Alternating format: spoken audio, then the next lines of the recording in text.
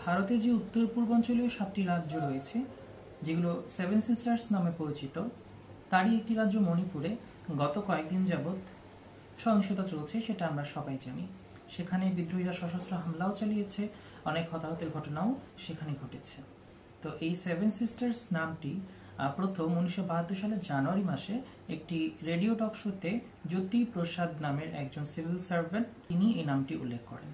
মূলত এই 7টি রাজ্যের ভাষাগত মিল, সাংস্কৃতিক মিল, এইসব জিনিসের কথা বিবেচনা করেই তিনি এই 7টি রাজ্যকে একসঙ্গে সেভেন সিস্টার্স নামে অভিহিত করেন।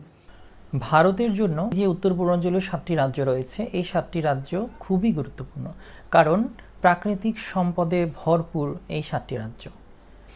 আপনাদের নিশ্চয়ই মনে আছে ডক্টর ইউনুস, যিনি আমাদের এখন প্রধান উপদেষ্টা, তিনি শপথ গ্রহণের পরে সম্ভবত ভারতের একটি গণমাধ্যম এনডিটিভি, সেই টিভিতে তিনি একটা সাক্ষাৎকার দিয়েছেন।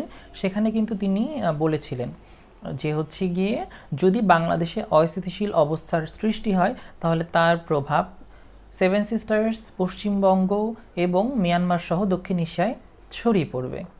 তো এই যে লাইনটুকু উনি বলেছিলেন, এটা কিন্তু খুবই গুরুত্বপূর্ণ। হ্যাঁ, তো এই যে কথাটা উনি বলেছেন, এই কথার প্রেক্ষিতে অনেক ধরনের প্রতিক্রিয়া আমরা দেখতে পেয়েছি। মণিপুরে যে বিদ্রোহ চলছে, এর কারণে কিন্তু ভারতের যে 7টি রাজ্য রয়েছে, এই রাজ্যগুলো কিন্তু অস্থিতিশীল অবস্থার মধ্যে পড়ে যাচ্ছে। এর প্রভাব কিন্তু বাংলাদেশেও পড়তে পারে।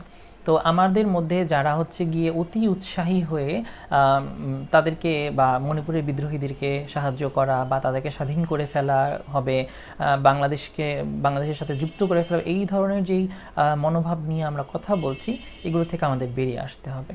কারণ ডক্টর ইউনুসের কথা অনুযায়ী যদি বাংলাদেশে অস্থিতিশীল অবস্থা সৃষ্টি হয়, তাহলে সেটা যেমন সেভেন সিস্টার্সে ছড়াবে, ঠিক তেমনি সেভেন সিস্টার্সে যদি অস্থিতিশীল অবস্থা সৃষ্টি হয়, সেটার আঁচ কিন্তু বাংলাদেশে এসেও পড়বে। তবে আমরাও যেহেতু একটি বৈষম্য বিরোধী আন্দোলনের মাধ্যমে আজকে নতুন বাংলাদেশ প্রতিষ্ঠা করতে পেরেছি, সেই জায়গা থেকে মণিপুরে যারা বৈষম্যের বিরুদ্ধে আজ রাস্তায় নেমে এসেছেন, তাদের প্রতি আমরা পরিপূর্ণ সমর্থন জানাই। আমরা আশাবাদী যে মণিপুরেও বৈষম্য দূর হয়ে মানুষের মধ্যে শান্তি ও শৃঙ্খলা ফিরে আসবে। আর এ ব্যাপারে ভারত সরকার যথোপযুক্ত পদক্ষেপ নেবে এবং তারা জনগণের স্বার্থ রক্ষায় কাজ করবে, এটাই আমরা আশা করি। মণিপুরে শান্তি ফিরে আসুক, এটাই এখন প্রত্যাশা।